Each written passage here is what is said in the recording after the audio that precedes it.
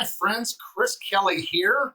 Well, midweek, I thought I'd get after getting a video out, talk a little bit about what's gone on in the market and what I think's going to go on as we go forward.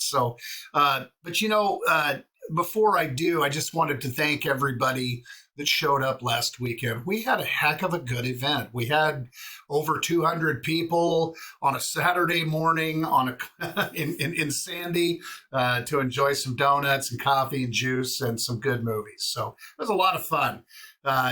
If you couldn't make it, totally understand. We all have busy lives. So hope to see you at one of our next events.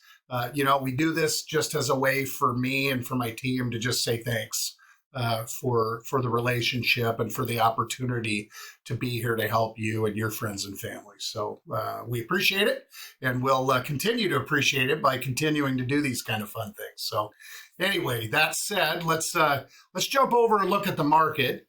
I'm going to minimize this. There we go. So this is the last week. Solds are still really low, but again, this is still the results of November and December market activity, which was pretty slow. This is starting to, I'm not going to say it doesn't look like these years yet, but it's starting to pick up. And again, the velocity of sales, right? How of the things that are happening, how fast and how long is it taking? So, a month and a half. 2 months average, month and a half median. That's not dramatically different than 2020, which this is pre-pandemic 2020 still, and 2019. I mean, we're faster than both of those years as far as of the things that are selling. Like I said, the average and median sales price has come down quite a bit from the peak of the middle of last year, 2022. But if you look at, I pulled up data from about a year ago. In fact, let me flip over to that really quick. There it is. So about a year ago, the date range is similar. So we were at this when we were fast as far as days on the market. But median sales price, this was the thing that I really wanted to look at. It isn't dramatically different. So we did. We've kind of come full circle in that regard. And again, I think that there's more lower end things selling at the moment, which is contributing to these numbers changing. So I think that'll change going forward. Here, let me flip back to 2023. There we go. I think that'll change going forward. And the reason I think that is because I believe that interest rates are going to continue on a mild but downward trajectory throughout the year. And that's going to continue to encourage people to get back into the market and get on with their lives, where housing is concerned, at least. So I think that's where we're heading. So, the people I listen to, as I always say, seem to think that, interest rates are probably going to come down to the low fives, if not five, throughout the year. And into 2024, they'll get into the fours, and maybe by the end of 24 down to 4 again. So what'll happen if interest rates get lower like that again? Well, what'll happen is the opportunity for buyers are going to be a little tougher again. It moves back more into a seller's market mentality. The lower the interest rates, the crazier the market. And that's what happened in 21 and 22. Really 2021 and into 22 is when interest rates start with a 2 or start with a 3, that's absurd.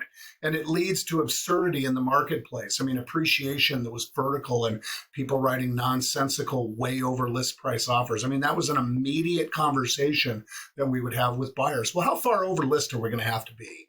And that's just historically never been how that goes when we're working with a buyer. Right now, when we're working with a buyer, we're not having that conversation. We're now having a conversation that looks like, well, can we ask for closing costs? Can we ask for, it was a rate buy down, but rates have come down enough. You can borrow money in the high fives right now, plus or minus. So, now it's, well, maybe we want a permanent interest rate buy down, or we want our closing costs asked for, or we just want to come off the list price, or all of the above.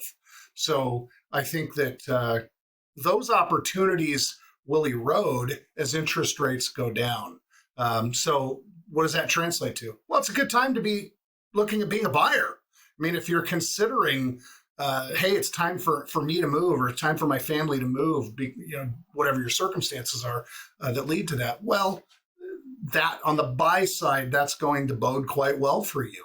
Of course, on the selling side, we still have an inventory problem. I keep telling people that didn't change just because interest rates went up. It's not all of a sudden we didn't get a lot more inventory. The whole rate of everything slowed down, which is what's continued to keep pricing from plummeting or dropping at a rapid rate. So I think that the opportunity exists on both sides of the ledger for the reasons that I've described.